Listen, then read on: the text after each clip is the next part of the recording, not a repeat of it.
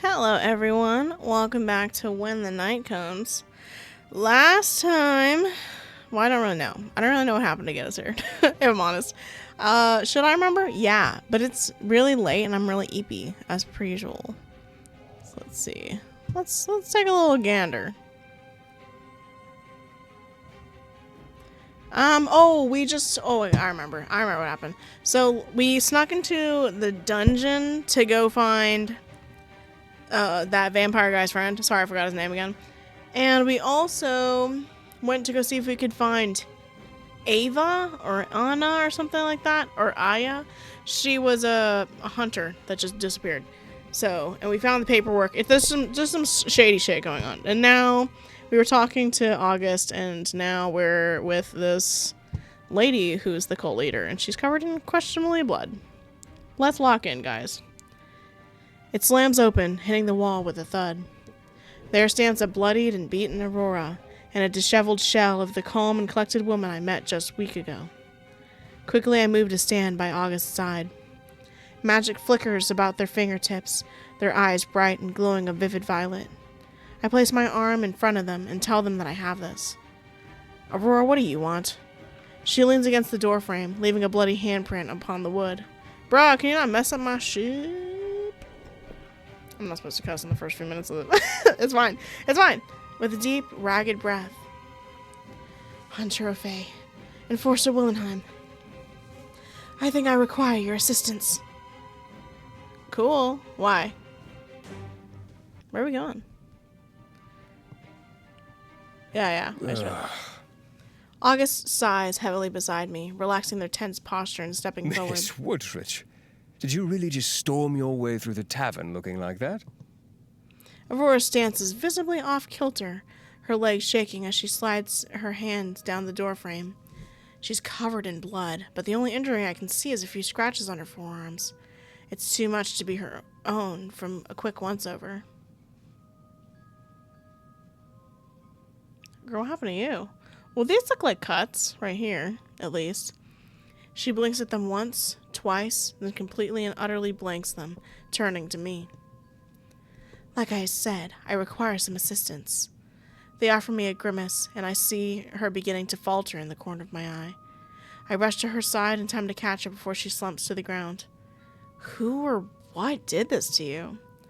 I help her settle on the bed, August and I standing side by side as we wait for her response. I encountered a little trouble on my evening walk. August scoffs at that, staring at their nails and ignoring her pointed glare. Bruh, why are you acting like that?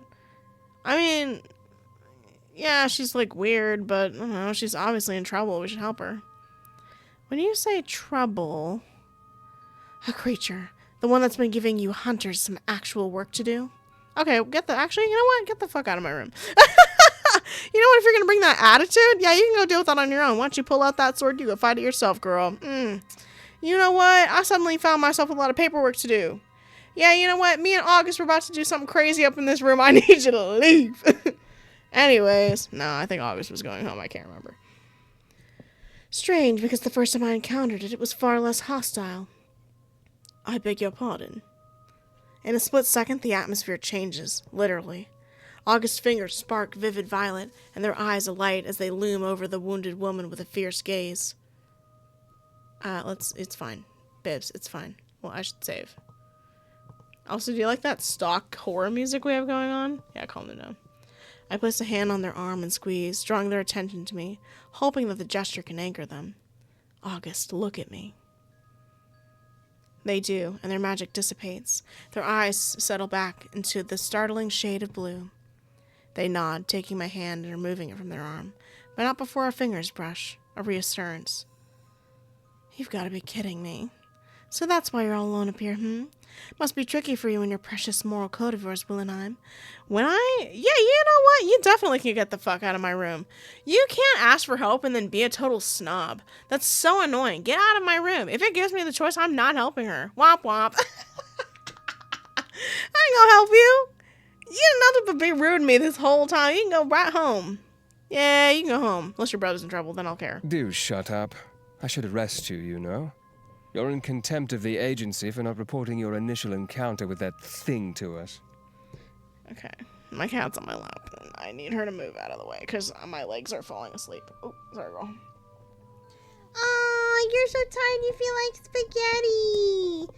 Oh, you're so cutie pie. You know, like when your cat's so sleepy and they don't have any like muscle in their body, so just all like a spaghetti.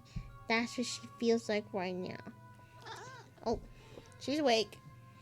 Hi, good morning.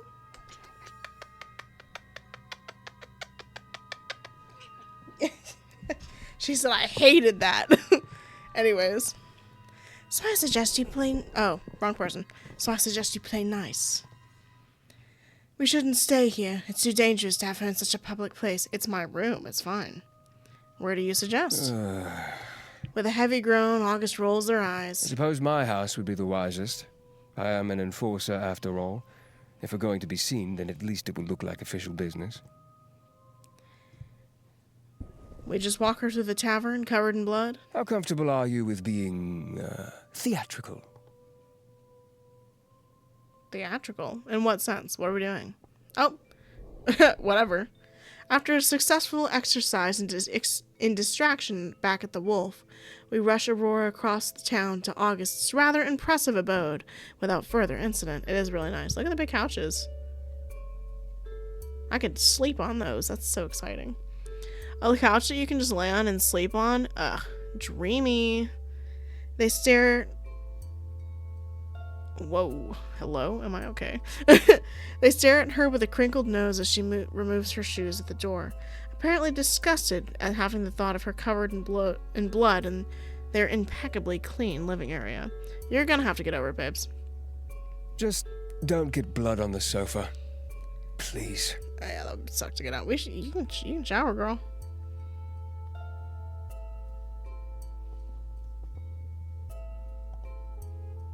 Noted. I take in my surroundings, and this home couldn't possibly be owned by anyone other than Augustus Willenheim. Augustus Willenheim? Dude, it's like they said it at some point in the game, and I just don't remember how to say it. This is beautiful, August. Thank you. It's nice having my own little sanctuary, though I don't spend as much time here as I'd like. I gravitate towards them, as I so often seem to do these days, her fingers brushing as I take a seat beside them. Aurora clears her throat, eyebrows climbing high as she stares at us from across the room. Yeah, can we act professional? You know, as much as like okay, like if you don't remember last episode, so we're dating August now. Fuck, damn it. Fuck, damn. Sorry, my glasses fell. I took them off. Whoa, my eyesight's bad. Anyways, we're dating August now, and last episode was like the first day back in the office after we like confessed our feelings for each other or whatever. And it was fine. It was fine. It was fine. They were like, the only thing I remember is they had said something like, we said something about we were annoying him, and he said, "You sure do know how to press all my buttons, don't you?" And I said, "Oh my God, we're at work." And then he brought up the work thing, and he was like, "Here at work, I'm in power and I'm dominant and blah, blah, blah, blah, blah." And I said, "And what about the rest of the time, Pookie?" And then my character said, "What the rest of the time, Pookie?" And so, like, it's been a very, like, we haven't actually been professional at work. And everybody can tell. And everyone can tell. Can we lock in, please? Like, damn. Oh, sorry. Tired. Like, everyone can tell. This random woman who we don't like knows that we're together. And I don't like that. Are you quite finished? I'd like to go home, and if we can get this over with. Should have gone there. I quickly withdraw my touch, placing my hands in my lap, but the urge to reach out and touch them lingers. Explain exactly what you've been up to, Miss Woodridge. In detail. She crosses her legs, smoothing the rumpled, dirtied fabric from her skirt. August watches, appreciative of her attempt to collect herself, but perceptive that none of her filth makes contact with their home, no more than it must at least. Firstly, in the interest of protecting myself, I want you to assure me that what I say here won't be used against me. That's a suspicious thing to say. I'm not going to promise that. From what I gather, you're working against the enforcers, so I suppose you'd do well to agree with this condition. August looks at me for confirmation and I shrug, knowing that she's right. We can't afford for her to go to him at this point, to go to anyone but us. This stays between us. Good. Now I understand that you're aware of the level of creature activity has increased here in Lunaris as of late. Lunaris. Enforcer Willenheim? August nods. Yes, but Harry has done an excellent job in putting systems in place to ensure that we're on top of it. The number of fatalities has significantly dropped in the last year, if that's what you're getting at. Aurora hums, contemplating their statement with a tilt of her head. Lunaris has the lowest mortality rate of any town in the whole of Escria, until very recently. Did you know that? They shift uncomfortably in their seat, avoiding eye contact with both of us. She's playing a game, almost mocking August's obvious intelligence, I presume. Of course I was aware of that, yes. Don't you think that's awfully strange, that all of a sudden the most peaceful areas in the world would turn to an epicenter of creature activity? That one day they began descending upon us in droves, stronger and faster than before? Did no one in your agency investigate a potential cause? I look at them again, assessing their reaction. My interest is considerably piqued. Lunaris was never on my radar before I was called here. I only knew of its existence because of Harry and James' notoriety, so I certainly don't know this. Ascria is made up of cities and towns far larger than Lunaris, so for Aurora to claim that this sleepy little place is the hotspot for creature activity is beyond alarming. August? With a deep breath, August responds. I'm aware that there was an investigation, but that nothing was found. We chalked it up to the simple fact that we aren't doing a good enough job of eliminating the creatures as a country. Right. That they are multiplying at a rate far quicker than we and everyone else can effectively handle. Another quiet hum. I gather that she's simply testing them. Aurora knows a lot more than she's letting on, clearly, and it brings back a touch of her knowing resolve. So why in the last year has that magically gotten better? Until these recent murders began, Lunaris was relatively peaceful again, wouldn't you say? Not as peaceful as before, but it was an improvement. Yes. I'm no wiser than you really, Enforcer, but I do know that the thing committing these murders is no ordinary creature. No shit! No fucking shit. And I know that the method in which your precious leaders used to fix the problem is an unsavory one. But something isn't right here in Lunaris. Something is drawing them here, and whatever that is, it's making them stronger. Weird. What happened last night? Tell us what happened last night. How did you find the creature? Aurora daintily clasps her hands in her lap, taking her time to respond. I often check the graveyard and the forest surrounding the ibex before I sleep. I like to know that there's no creatures out there in need of my help. You have Lux for that. Does she not do her job sufficiently enough?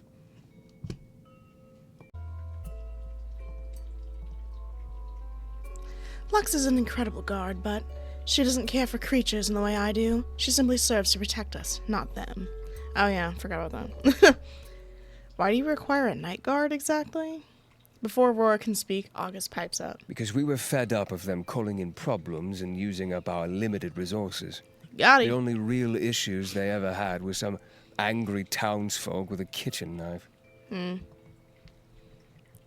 If you hadn't already noticed, the ibex isn't exactly popular around here, so we assigned Lux as an unofficial guard to keep watch. Anyway, as I was saying, I did my usual nightly check, and I heard something in distress in the forest. I found a creature. The creature. A ghastly-looking thing, but it was crying. Crying? Okay, villain laugh. August lets out a tiny burst of laughter, quickly covering their mouth once the sound has escaped. I cannot explain, but that's what it sounded like, hunched over against a tree, clutching the bark, just wailing. I approached it. It simply ignored me and retreated into the forest. Then why are you covered in blood, girl? But she holds out her arm. The gash is deep and angry. As you can see, it wasn't so uninterested in me this time. Oh, okay, that was a different instance. My bad. It attacked me, pinned me to the ground. I only escaped because it heard something and scurried off. Shit. I look at August, and they're pinching the bridge of their nose, their eyes closed. How do you know all of this?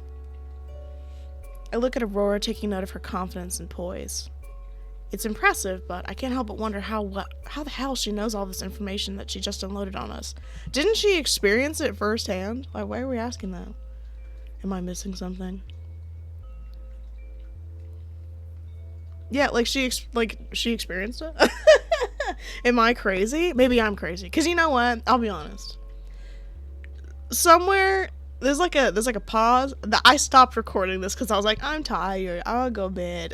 So this is a completely new day. I'm telling you, I swear it's just because she experienced it firsthand. What? What? Okay, whatever. Maybe I'm just missing something. You guys will get it. I'm just gonna pretend like I understand. Whatever. You know an awful lot about the enforcers, even more than us, apparently. How?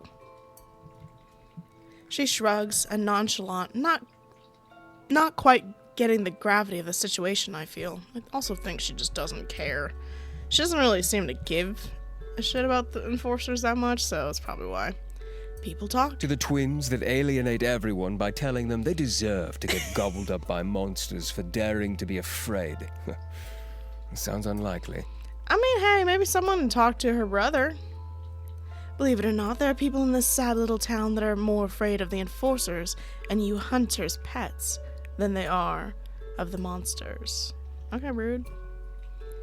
They see you talking to the things that lurk in the catacombs, the vampires, the lichen, the demon. They may smile and seem friendly, but they're just as much of the untamed creatures as the ones that lurk in the woods that you don't allow to drink in the tavern or sleep in your beds. I watch as August rises and walks to stand in front of the fire. Aurora hasn't taken her eyes off me, her expression inscrutable. You need to see a healer. She shrugs, uncaring, sparing her bleeding arm a fleeting glance. Like I said, it's just a scratch. A deep scratch? Girl, that looks crazy. That was cray, girl. You need to fix that. They're right. You don't know what the hell that thing is. And you're already unsettling enough without suddenly sprouting horns. She's got rabies. I'm playing. You should seek out Ezra. At least we'll know he'll be discreet. She stands and quickly heads to the door, as if the moment to leave this place couldn't have come sooner. Before she reaches for the handle... Wait. Yes? Don't forget this kindness we've shown you here tonight. We could have thrown you in the dungeons for what you've been withholding, but I'd rather not see someone else disappear. Got it. Though our beliefs may differ, we are here to protect you. I stand to join them, a show of solidarity in that promise. Aurora may not believe their words, but their purpose has and always has been to protect everyone. Stay out of the woods, Aurora. Creatures like this are not something you play house with. Make no mistake, there is something even you cannot feel sympathy for. It's killed mindlessly and unprompted. She smiles, and for the first time it seems genuine, if not a little reserved. I'll come straight to you if I see it again, and thank you. You're welcome, princess. Finally, in the comfort of privacy, I offer August a sympathetic look as they turn to face me. They look as tired as I feel. That was a lot. Is it bad I remain unfazed by such conversations, not knowing such a bloody thing has become the norm, apparently? They take a seat, sinking deeply into the cushions with a grateful groan. This town is infested with secrets. I can't wait until all of this is over, if it ever will be. Will I leave the town once it's over? Just asking for a friend. How am I supposed to do my job and protect these people when I'm left so in the dark? You care enough to keep trying, and that's all that matters. The people of Lunaris are lucky to have you, August. Jesus help. They look up at me, a gentle smile at their face. It touches their eyes this time, something affectionate and reserved just for me. Stop. Okay, I don't know what's happening. I think I'm dying. Disease! I'm playing. It'll be morning soon. With a heavy sigh, August curls their legs up beneath them. Yet another night of no rest. What's new in this town, I suppose I'd better try to get an hour or two of sleep. A pointed look, and I suspect a suggestion lingers on the tip of their tongue, one that they might be hesitant to utter. Oh no! Oh my god. Oh no. Oh my god. Anyways. Oh no! So I take it upon myself to make the suggestion myself. Or rather, I take a seat beside them, kicking off my boots and placing them neatly at the foot of the sofa. August's eyes are wide when I offer them my arm, but they don't hesitate to sink into my embrace. Just an hour or two? They smile as they nuzzle against my side, eyelashes already fluttering closed. Just an hour or two. The weight of having them pressed against me lulls us both into a calming sense of peace, finally. In no time at all, August and I fall into a deep, comfortable sleep. Bro, imagine we're both late for work. I wake barely refreshed, but with an inkling. A gut feeling or something. The Ibex is more desolate than I remember. The doors open easily enough, even though there isn't anyone here to greet me. And the chapel within has only a pocket of sunlight where it streams through the cracked windows. The rest is drowned in shadows, but shadows that I know are safe, I guess. My instincts warn me of nothing else other than the two bright presences perched atop the dais. Sorry, at the far end of the room. Yo, I need like water or something. I think my throat is killing me. I think I'm dying. Because I keep having to turn it off because my... Whatever, you get it. Whatever. I don't even care. And as they're here, I feel I don't need to worry about my own safety. Strange that I feel that way about two demonic entities of the highest class. Me, a hunter, alone in this abandoned temple, like the plot of some corny horror novel. Elaine and Omen's conversation peters out as I close the door behind me and approach them. I thought the twins were staying here. Where are the twins staying if they're not in the church? I thought they were staying in the church. Also, it's kind of funny that the demons are staying in the church. The way they tilt their heads in perfect synchronization reminds me eerily of the Woodridge twins, but their expressions are quick to change to big, similar grins. Kay, I didn't expect to see you here. Hey, Omen, I literally never see you, dog. What's up, bro? He slides off the dais and comes down to meet me. I incline my head at him in greeting, but my eyes are still on the seated Elaine. She stares back at me and smiles, bright and soft, and raises her delicate hand in a small wave. So she's who the heck is she dating again? I can't remember. I know they showed us. I've forgotten. Oh no. It's because I know Omen is with Alcar. Ezra is with Finn. She is with someone else. I can't remember who she's dating. She's dating someone. Oh, the twin. Yeah. Yeah. Okay. I'm locked in. Ah, she's so cutie pie. It's good to see you well, Elaine.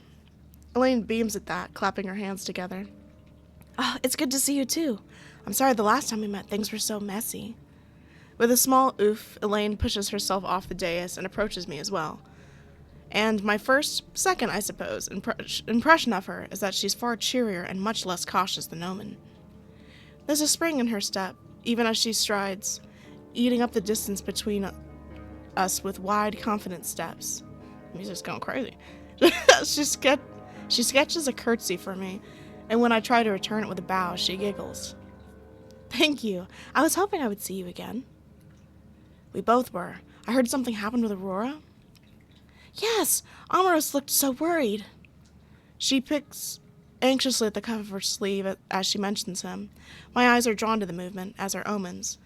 And is that my imagination, or is that a tiny crease between his brows? Does he not like Amaros? I mean, I probably wouldn't, but, whatever. Before things can get awkward, however, I clear my throat. An idea strikes me. I have a question, actually, for both of you. Identical brown eyes blink at me.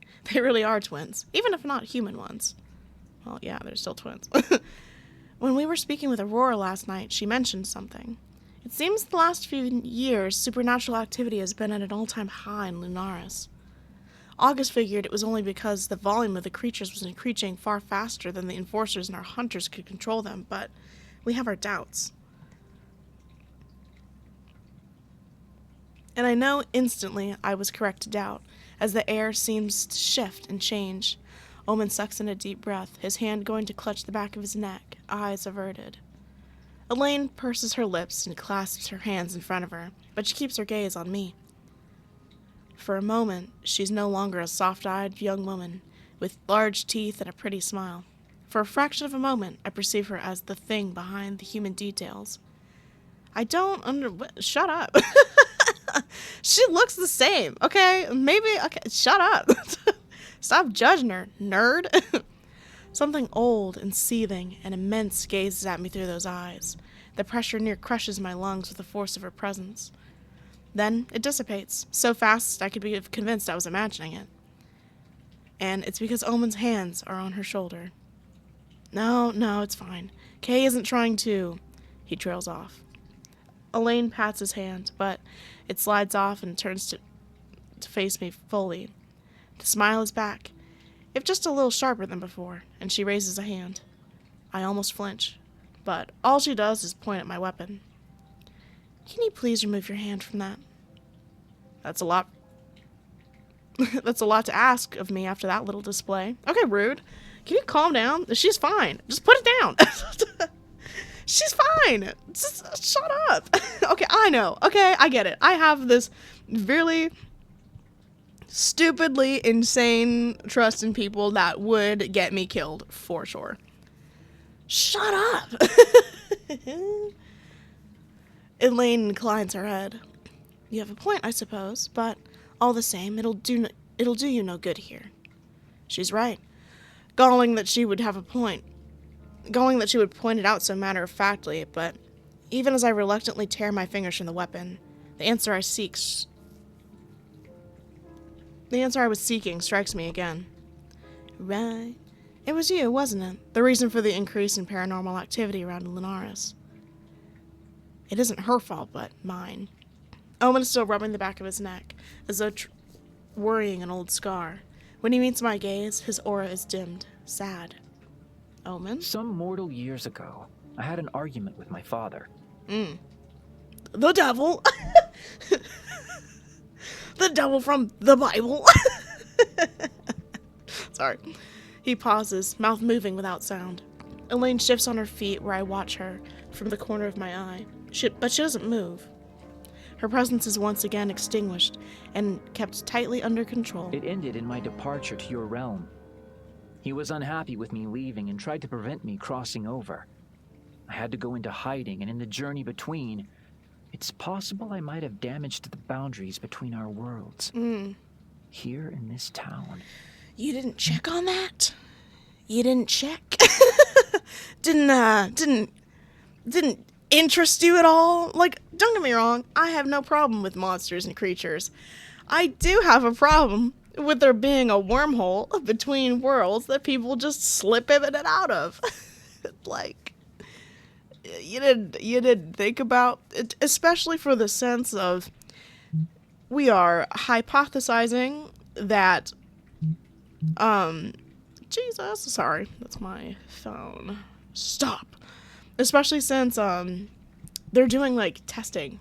They're like experimenting on, I assume, people, creatures, unsure. Question mark? Oh. And your father isn't planning on making a trip across to get you back, is he? The thought leaves me cold as much as it takes As much as it makes me want to stare at the ceiling and wonder out loud what exactly this town has done to cause so many frickin' problems to become attracted to it like flies to a bloated corpse. Sometimes the way you word things makes me confused, and I'm pretty sure it's just me, but it's rah. That would just be the thing we need, wouldn't it? Lucifer himself coming through to give us another slap on the ass. Imagine. No, he cannot wander so far. Not as far as us. And Omen took, measures to stop him from finding him. So why can the devil himself not find you? That doesn't particularly make sense to me, but sure. She gives Omen a look, but he purposefully ignores her. My eyes are on the hand he's still using to rub the back of his neck. I assumed it was a nervous habit, but now that I'm paying close attention, I can see something that might look like a scar snaking out from under his collar.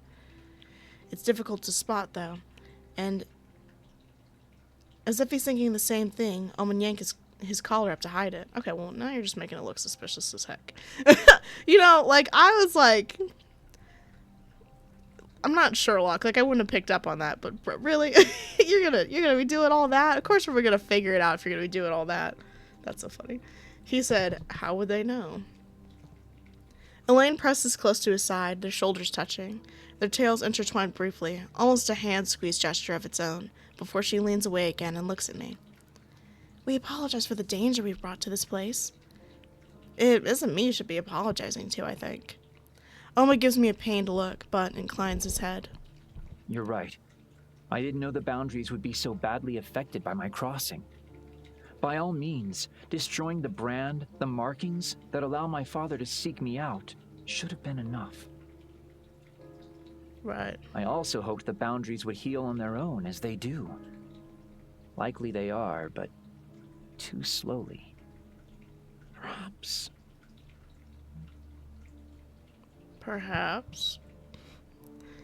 He trails off, looking at something behind my shoulder. I turn to follow his eyes. Amaros Woodridge stares at us from where he's half peeking out from the front door. His eyes widen like a cornered rabbit when he realizes we've noticed. But before I can even open my mouth to reassure him, Elaine makes a gleeful little noise and runs to Amaros. Sorry, I sneezed. Omen snorts, the sound almost like a laugh. I was almost afraid that you didn't like him. He kept the news of Elaine's arrival from me. That should be enough of a good reason for me to resent him. He says that, but his eyes are soft as we look on. Elaine is holding Amaros' hands now. He's looking remarkably less afraid, and whatever they're talking about is too low for me to hear, but his smile is bright.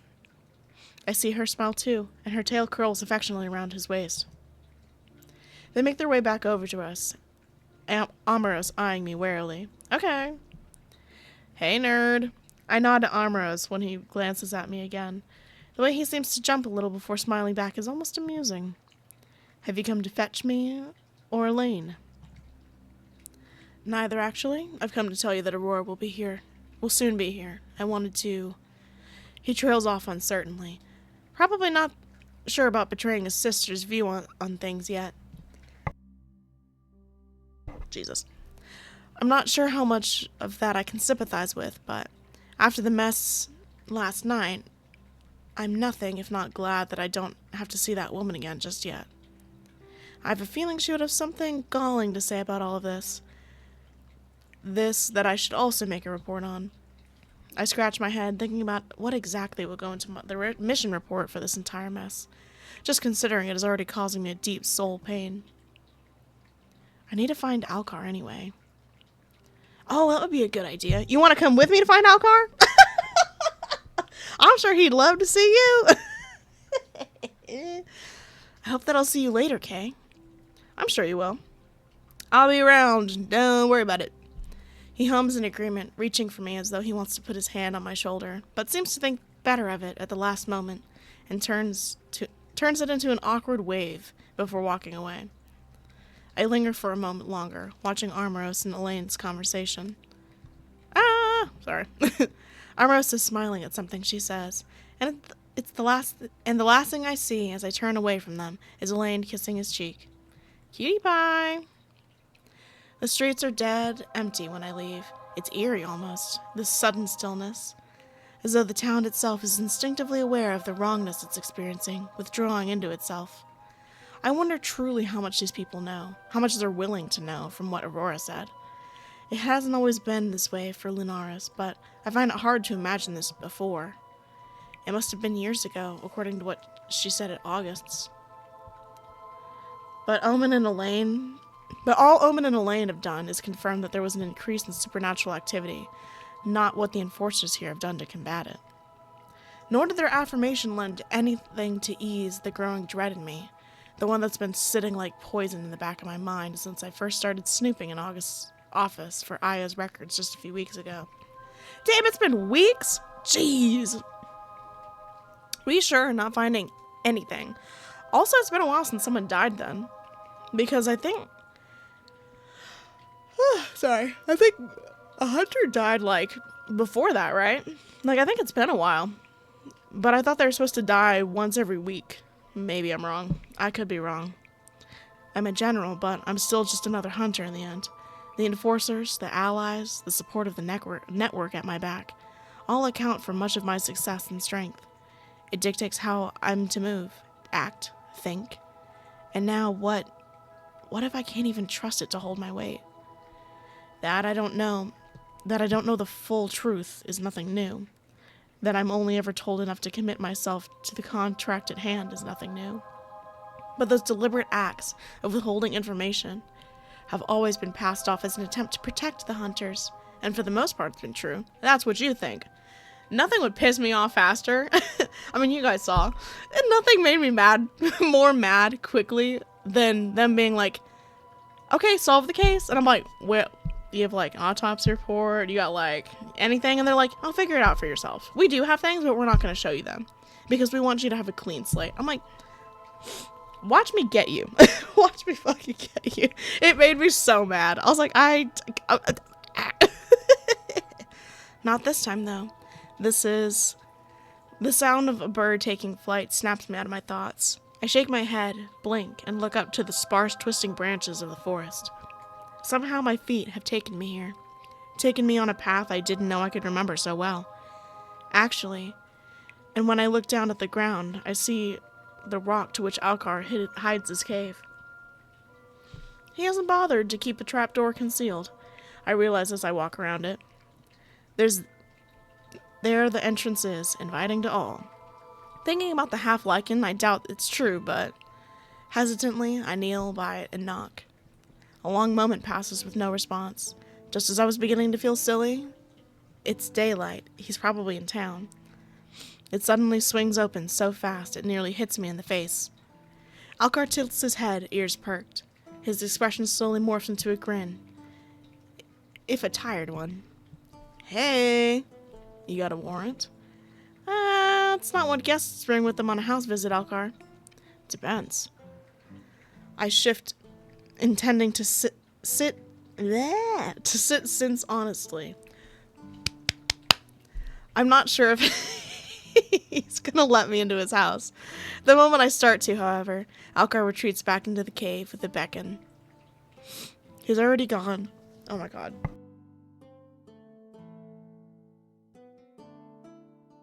Oh my god. Okay, what is happening? I think I'm dying. I think I'm dying. Rah!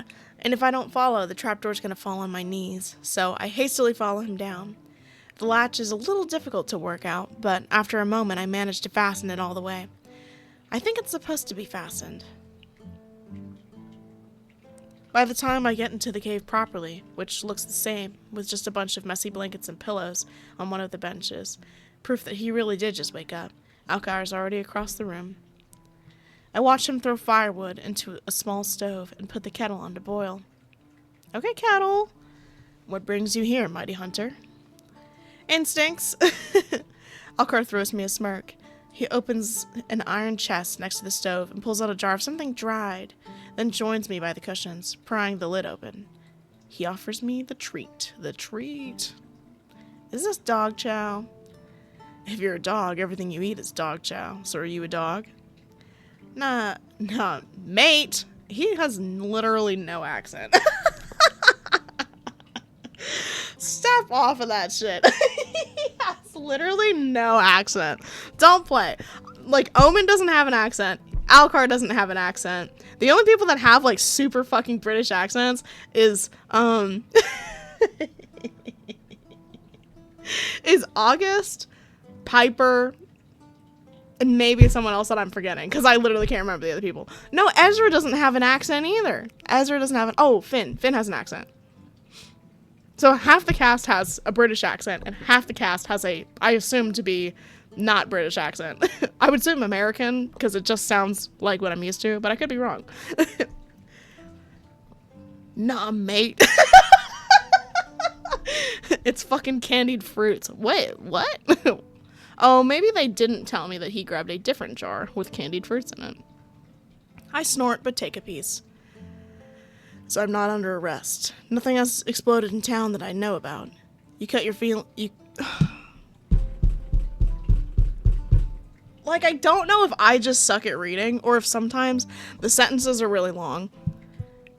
And the way they word things is probably just a very British way that makes me go, what? I'm just not British enough to read it, I fear. You cut your feelings on something. Is that like a saying? I've never heard that before. You cut your feelings on something. Sorry, I think I'm being a hater. Let me calm down. No, it's just then that I realized that I don't know what the hell I've come to him for, really. Comfort? Going to Alcar for comfort? Not likely. Though, now that I'm here, there is something I need to tell him. The hunter you attacked? Well, the one whose attack you were imprisoned for, I should say. Alcar's wolf ears immediately flattened to his head. I can see his jaw clench, but he looks straight at me, his red eyes sharp. Also, are we, like, kind of, like, against creatures? It's kind of giving that vibe, because we say rude ass fucking shit to these people all the time. Like, scroll down. You could have just said, do you remember the attack that you were imprisoned for? You didn't have to say, remember that hunter you attacked? Well, I guess it's the one, the one that you're in prison for. Like, you rude ass bitch. Just fucking say it that other way. Like, me and my roommate were watching, what is it called? Oh, Tadaima Okairi, which is that, like, Omega anime. The Omegaverse one. And, like, they're talking to their grandfather, like, the couple's grandfather about something that I can't remember. And it's just like that old people thing where, like, they just say, when they're like, well, I'm not homophobic, and then they say something that's, like, passive-aggressively homophobic, and you're like, well, you're still being fucking homophobic because you're saying that shit. It's like that. That's what I feel like we're doing. Microaggressions. Where we're, like, saying shit that's, like, rude. And I'm like, why are you saying it like that? You don't have to say it like that.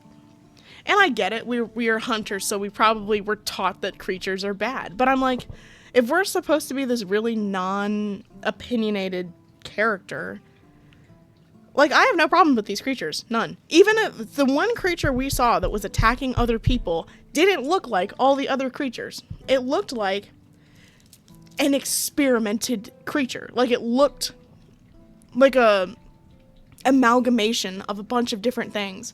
And Alcar has told us he's been pricked with needles. So, I'm assuming that the enforcers are experimenting on people. And for all I know, that's Aya or Ava or whoever the fuck we're looking for. Because we can't find her either. And then they would blame it on the monsters. Because they want to get rid of the monsters. You know what I mean? Do you see what I'm saying? Like, it's like the enforcers is rooted in hatred of creatures. I don't know what I would call them otherwise, I fear.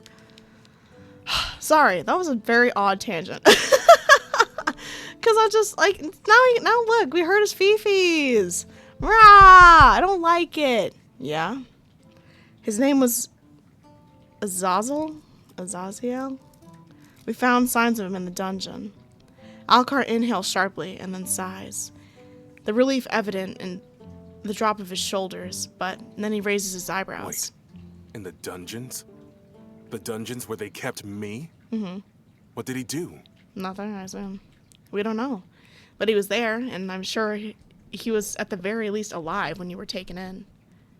Then why did they... I don't know. Alcar snorts, and this time he sounds bitter. He gets to his feet and begins to pace, tightening the bandages around his hands. See how, like, every creature, like, gives a shit about humans? But then every human I see is using the most microaggressive, passive-aggressive bullshit. I mean, even, like, not to be a hater, except Ezra. Ezra's, like, the only one that doesn't do it. Fucking August does it, too. I'm not stupid. I see him do... I see Ezra... Obviously, Ezra is, like, in love with Finn. Okay, whatever. So he's different. But, like, I know. I love August, don't get me wrong. But they 110% do have moments where they say shit that I'm like, that's not my favorite thing that you're saying right now. That's not my favorite thing you're saying right now. And I assume it's also because they're an enforcer. But, like, it's so frustrating to, like, see that prejudice. And I guess that's the point. So, I'm probably just getting upset about the point. But, you know, yeah, it makes me sad. It makes me sad. I wish our character was a little less of a prejudiced snob. Makes me sad, because Alcar's fine. Yeah, Alcar is not hesitant, what's the word, cautious of humans. I would be too, seeing this track record. Yeah, I can feel he's upset, the intensity of it, and under all that, brewing resentment. I can't blame him. You keep using the past tenses. What happened to this Azazel bloke? Why are we whatever. It's fine. It's fine. I'm an adult. I don't know that either, which is the problem.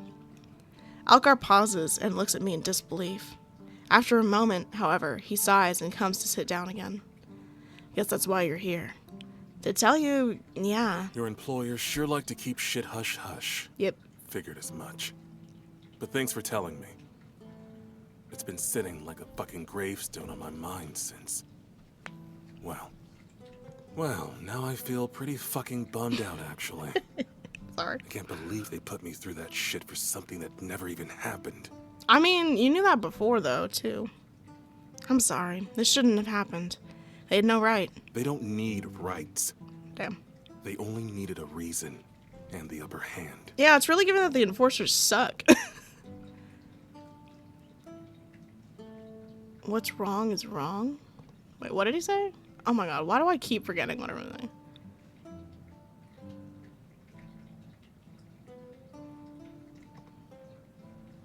I don't know what that means. I'm just gonna say he's right. The bitter pessimism in Alcar's words sting, but they sting no worse than the thoughts I have myself and that I myself have had in the past. A reason and the upper hand is sometimes all we need, isn't it? A weapon, a reason, and the upper hand. And now my weapon feels heavy at my side. What are you gonna do about all this, Kay? I'll find the truth. That's all I can do, isn't it? No, that's what I must do, now that we've come this far. And that's all that I asked to. Yeah, if you thought I was gonna fucking come in here and not find the truth and I don't care if the truth is the enforcers are bad people. Okay, then I'm gonna catch them. Get ready, bitch. His hands close around my wrists, and I raise my eyes from the floor to look at him. And the sheer intensity with which he stares back at me, the sheer sincerity in his eyes, almost carries the force of a blow. Thank you. Yeah, you're welcome, or whatever. I venture deeper into the catacombs, the darkened tunnels becoming somewhat familiar to me now. I hear a quiet laugh, and I smile to myself as the figure appears from the shadows. Hey, girl. What's cooking, good-looking? Hello, Raven. May I escort you to Lord Casimir's lair? I mean, not that you have a choice. I'm terribly bored. I begin to walk, and Raven falls into step by my side. Though she walks backwards, those crimson eyes not leaving my face even for a second. Why are you bored? Sun's up, can't do much more than annoy Finn. And now you're here to do that, I assume. More like work, I suppose. She snorts again, and it's quickly becoming a familiar sound. He works too much. All of you do. Then she skids to a stop in front of me. As we reach Finn's door, her hand raises. Listen, I just want you to know we have your back. Not that Finn wouldn't have told you that, but it's important to me that you know. The way she looks at me tells me I can believe her, that Raven is loyal to a fault, and that I'm lucky to have such allies. Thank you, Raven. I appreciate that. Sweet. Now go do your boring, important people stuff, I guess. I'll try not to interrupt. You can interrupt if you tried, princess. Don't worry about it. In a flash, she's gone, absorbed by the darkness. Tea. Oh, I forgot about his very pretty room. Slay. The door to Finn's room opens with a quiet creak before I can raise my fist to knock, and he greets me with a smile. Afternoon. Please come in. I eagerly step inside, the candlelight that flickers in his lavish quarters decidedly more inviting than the dank hallways. I heard Raven lurking. She didn't bother you, did she? I shake my head as he moves to lean against his desk. She is fine, if not a little strange. He tilts his head in a way that... this way and that, feigning tossing around in deep thought in his mind before grinning. Strange is his specialty. We should discuss Fierro. Okay, random fucking topic change. Damn. Discuss what Piper and I found down there. His expression neutralizes, his posture becoming tense. Yes, we should. I have some concerns, as I'm sure you do. What could they want with his blood, Finn? I'm no expert, but if I'm not mistaken, vampire blood can be harmful to anything that isn't your kind. He stares off into the distance for a moment. The look is pensive, as if he's considering his next words very carefully. What do you know of your initiation? Of what they put you through when you're chosen? I open my mouth to respond, but I find myself having nothing to say. I remember little of what happened back when I was a child, back when I first arrived at the academy. I remember waking up and feeling different, feeling strong. I frown, frustrated that I can't recall such a pivotal moment in my life, the moment that quite literally made me who I am. I can feel him watching me carefully, and when I meet his gaze, his eyes are sad. I know little of what they did to make you the way you are, but I've been around long enough to hear rumors. Nothing about what's happening here adds up. Of that much I'm sure. The only person who has answers is Harry, but we can't even trust the man who swore to lead and protect you. Yeah, that's true. If they're taking Fierro's blood, it's not with good intention. Vampire blood can be incredibly dangerous when used with malicious intent. We need to get him out of there. I search my brain for ideas, solutions, anything. The silence we stand in is heavy with our contemplation, and something hits me. When I first encountered the creature, it almost felt like I'd been thralled. As if I'd been compelled to just freeze. Oh wait, wrong person. As if it had just been compelled you to freeze. It manipulated you. Manipulated. Then something clicks. Oh, okay, these are... right, I can just choose. Fierro's an empath, right? He can both feel emotion and manipulate it?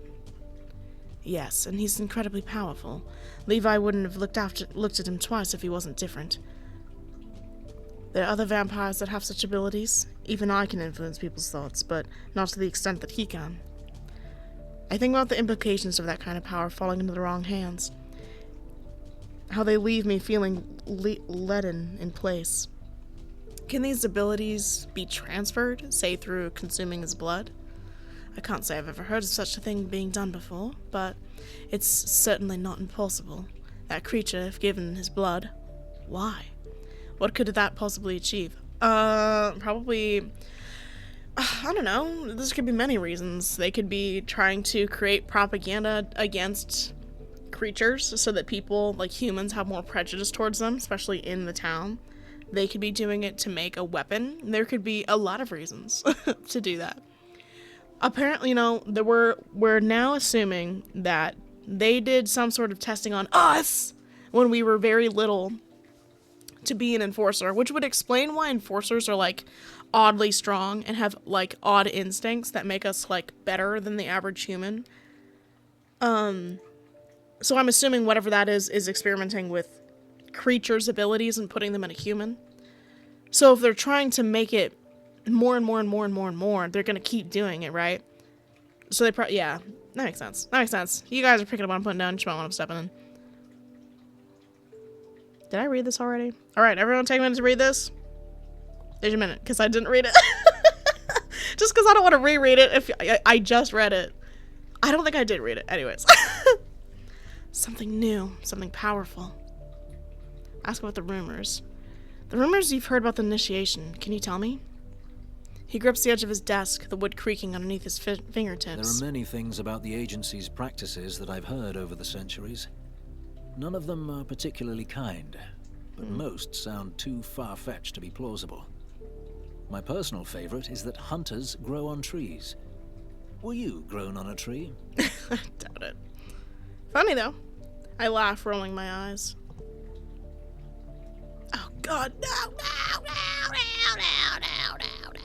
Hold on. God damn it. Which way is the actual way I'm supposed to roll it? Oh, not that way. There are many things about the agency's practices that I've heard over the centuries. Yeah, we read that. Point taken. Not all of them are exactly sane rumors then. No, but with everything that's been going on around here lately, stranger things have been happening. Blech. Blech. I process everything as best as I can. On such little sleep, yet again feeling out of my depth, but somehow closer to the truth. Our priority is getting Fierro out of there, but we also have other concerns to attend to. I can have the clan work on the extraction plan. Now that we know where he is, leave that to us. At least that's one less thing for you to worry about, right? Though, I could use your help in enlisting Merriman to assist. We could do with someone on your side. Consider it done. Is that Piper? I think that's Piper's name. Merriman. You'll let me know if you need me, too, right? He nods, reaching for the door to open it for me. Oh, was that me? Damn. Of course. Now stay safe, won't you? I will. Just need to see Ezra about our little demon friends. Well, have fun with that, Kay. And good luck. How do I get them to tell me that they're dating? That's what I care about. I know last episode we were figuring out everyone's dirty little secrets where they're all in love with each other, but I just wanted to... I want the pictures, because we can get pictures for it. I want pictures. The shop is busy when I arrive, but Ezra does an excellent job of remaining professional when he spots me. I linger in the corner while he rings up his final customer, surveying the volumes upon volumes of magical literature he has on display. The sleepy white cat from before is curled up on the countertop, as she lazily raises her head when I approach as the bell signals the final customer has left. Her eyes glow a vivid aquamarine, and she's certainly unlike any feline I've seen before. Her name is Coco. He scratches her chin and she purrs her thanks before gracefully jumping down, heading for the back room with a swish of her tail. She's got a bit of an attitude problem. I think I've spoiled her a little too much. How long have you had her?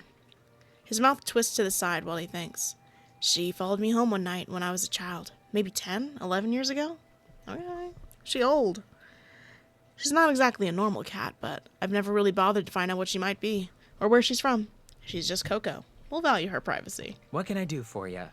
Is it about the tall, blonde, utterly terrifying woman you sent my way last night? Sorry. I grimace, taking a deep breath. My mind is once again overflowing with revelations. New information I've barely had time to process. Sorry about that. But no, I had time to chat with our demon friends. I study his expression carefully, but see nothing to indicate that he has any idea about what I'm about to say. And... How adept are you at closing Hell's portals? What? I almost can't help but laugh the way his eyes widen. Then a flicker of realization, his shoulders sinking under the weight of it. Oh no, I can't believe I didn't think to check. I've been so caught up with everything else that I just... Fuck. It's not your fault, dude. Honestly, I would blame Omen more than anything else. Like, why didn't you close your portal, dum-dum? The fuck?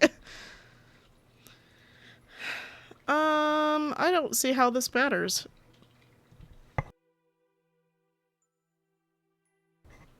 He's obviously distressed that such a thing could fly under his radar, and I gather that Ezra has quickly put the puzzle pieces together. Ezra isn't stupid. He knows what this means, what the tear between realms has brought upon this town. We can and we will fix it. There must be a spell, a ritual.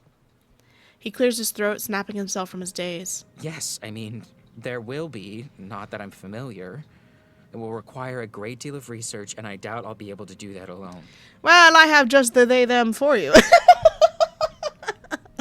Partner.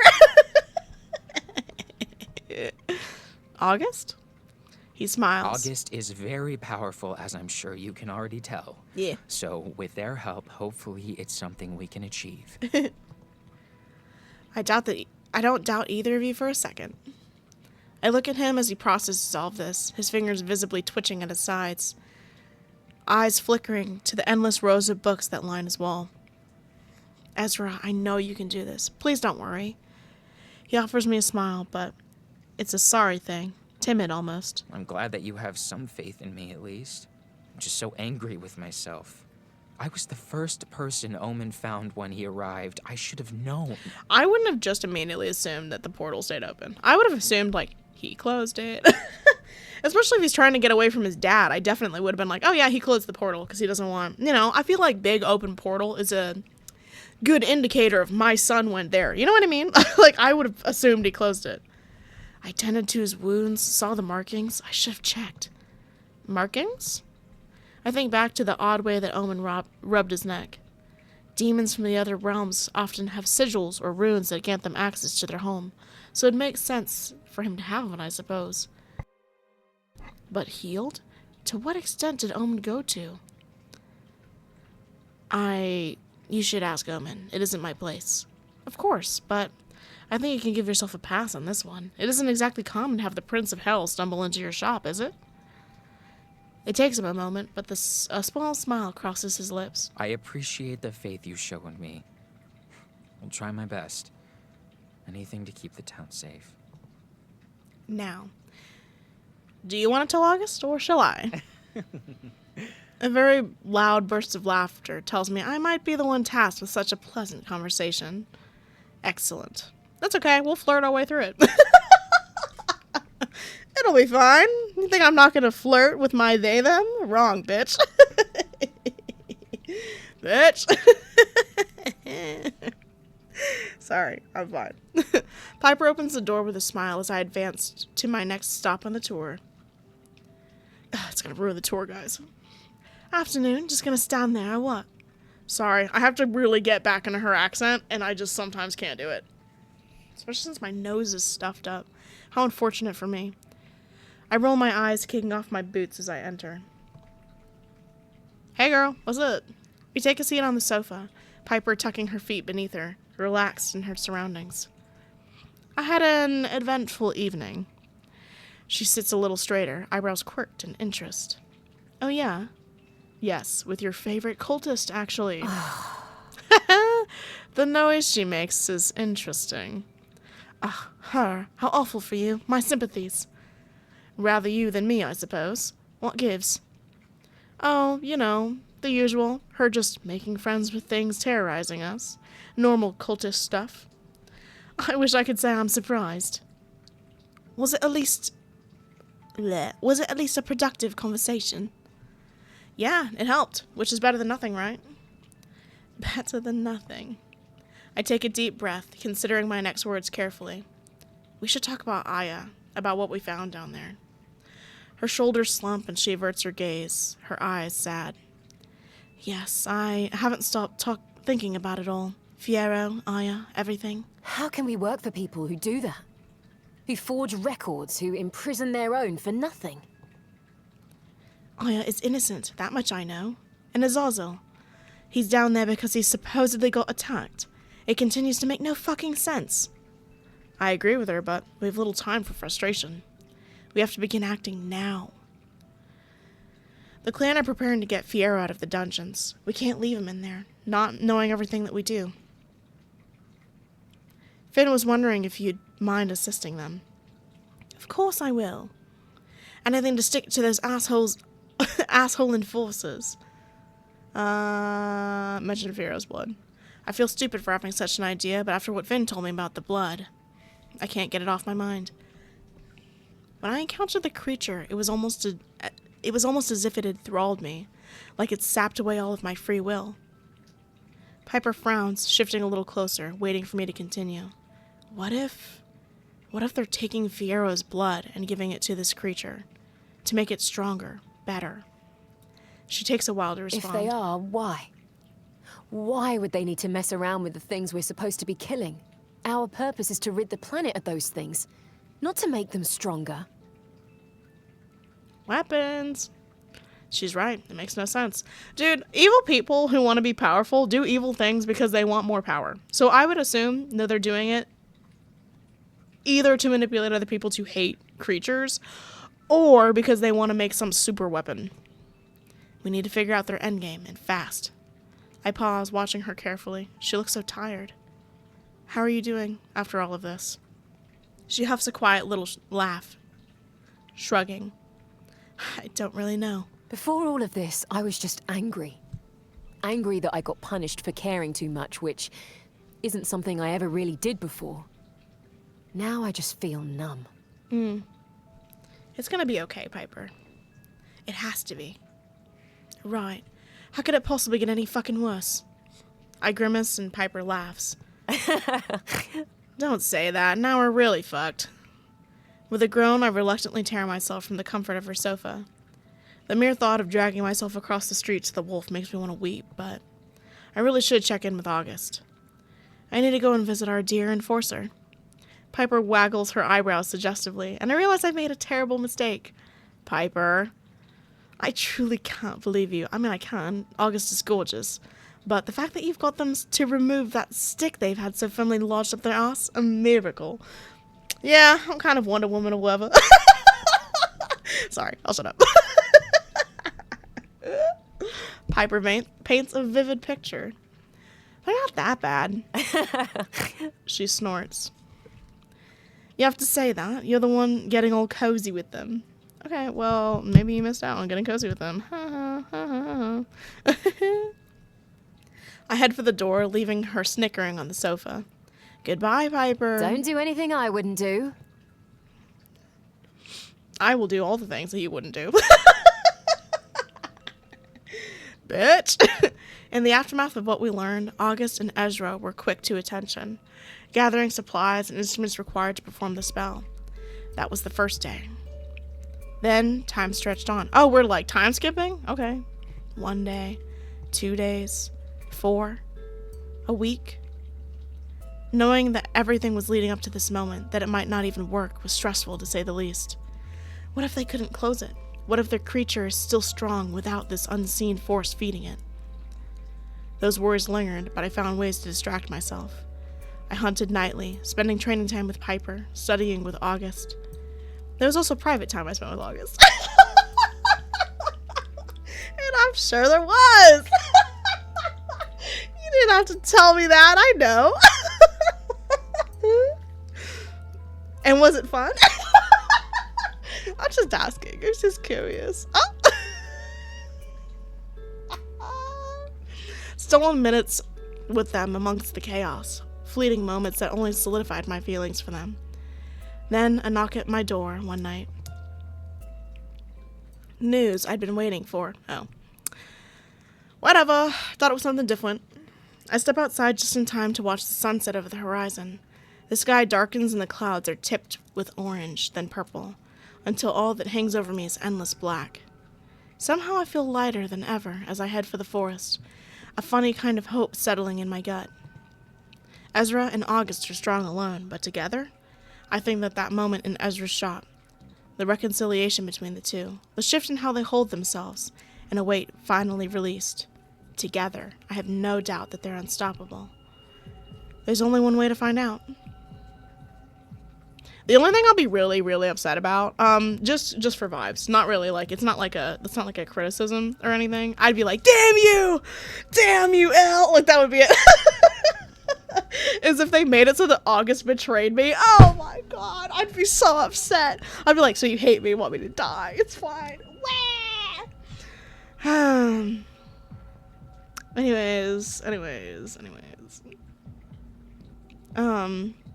Omen and Elaine had entered our realm right on the edge of town, just as the cobblestones fade into dirt.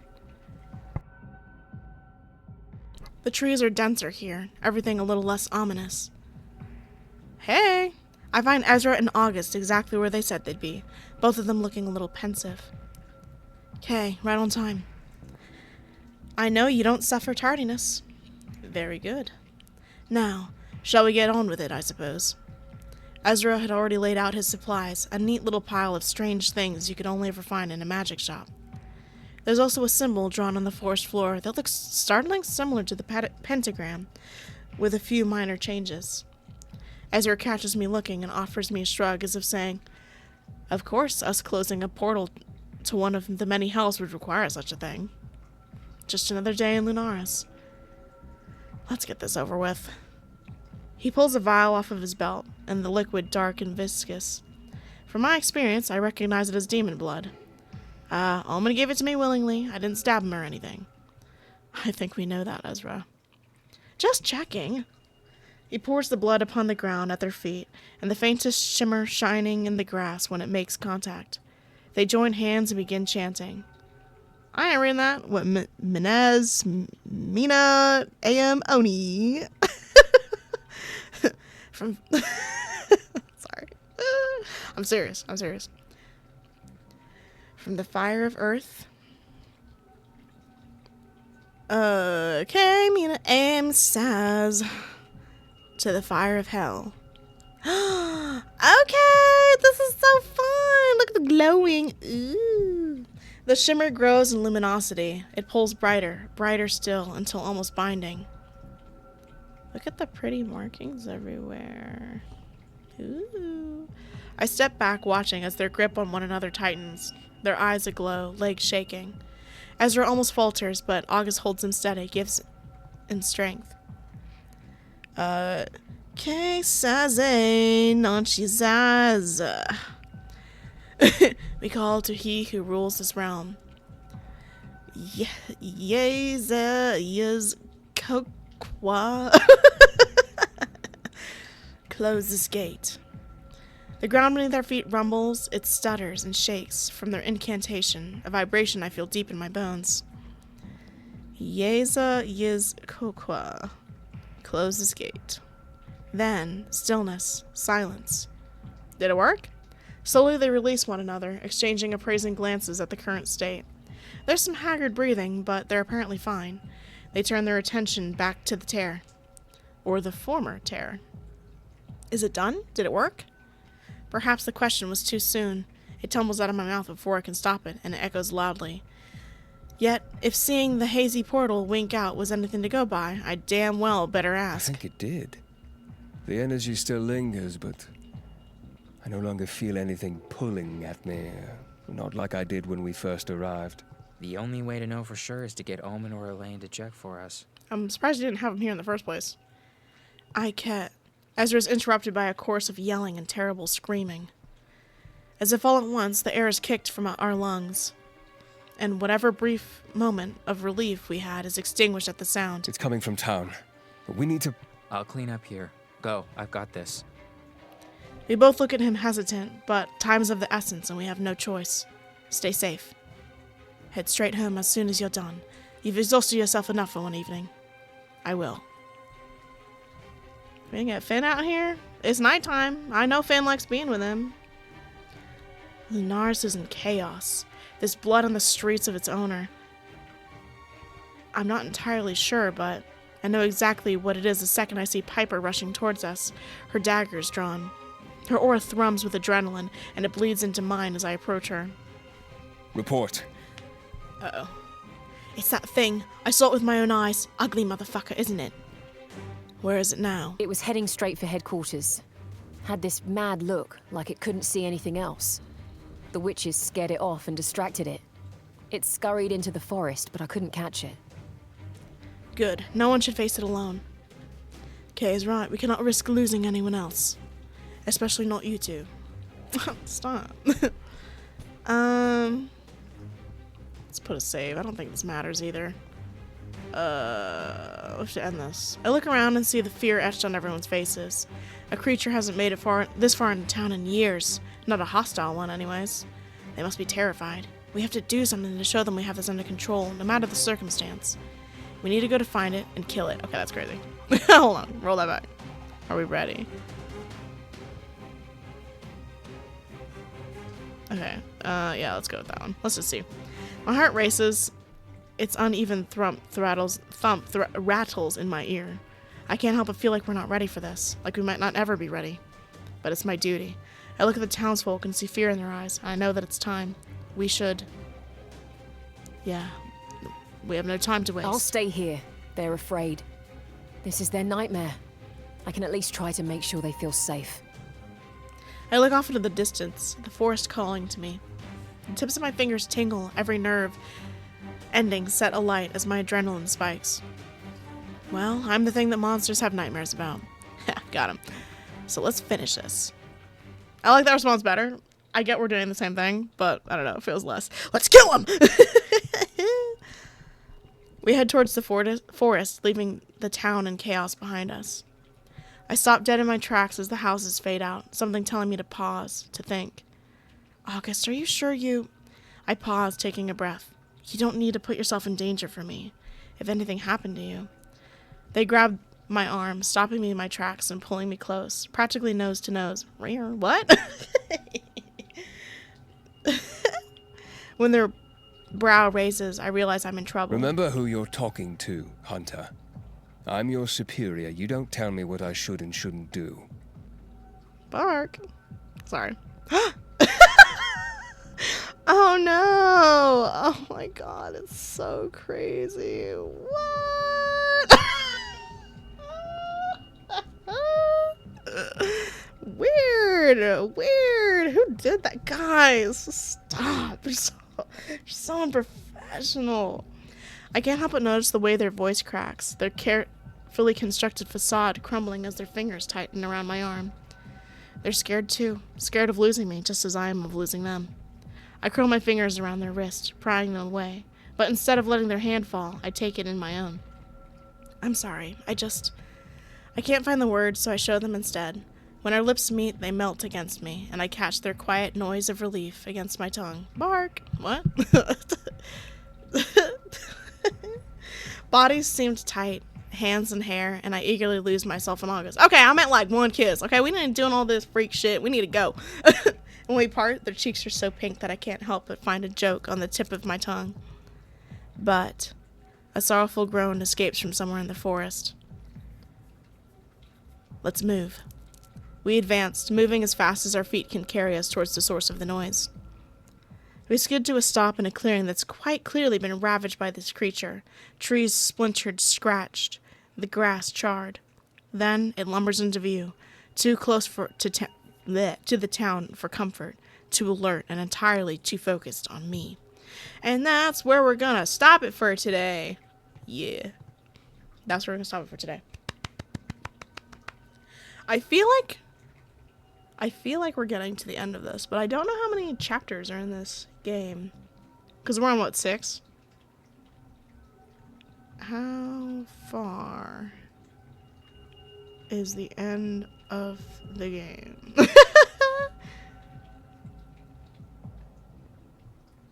Hold on, I'm trying to figure this out. Hold on. Okay, so I just checked. There are 11 out of... So we're on 6 out of 11, I think. Huh. What do you know?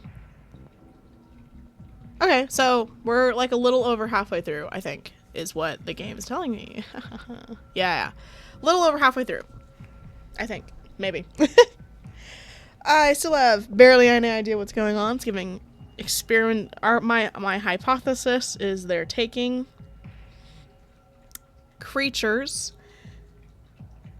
power, so they're taking like probably like Alcar's instincts, the manipulatable thing that's from Fiero, and probably some other stuff, and putting it in probably hunters, I would assume. So that I assume it's not actually like born a creature, but they turned it into one, and I don't know for what reason. I would assume either for, what's the word that I'm looking for? Either for a propaganda-y convincing everyone that creatures are bad, or to create like a super weapon. I'm leaning more towards super weapon than anything else. Because I feel like you wouldn't have to do all this human testing to just make people afraid of monsters. You know what I mean? Like, I feel like it would be a lot easier to do that. But, so I'm assuming super weapon is probably more in the territory. So, yeah, that's what I got for now. I hope you're having so much fun with this game. Maybe as much fun as I'm having, maybe even more. And I'll see you all in the next video. Bye!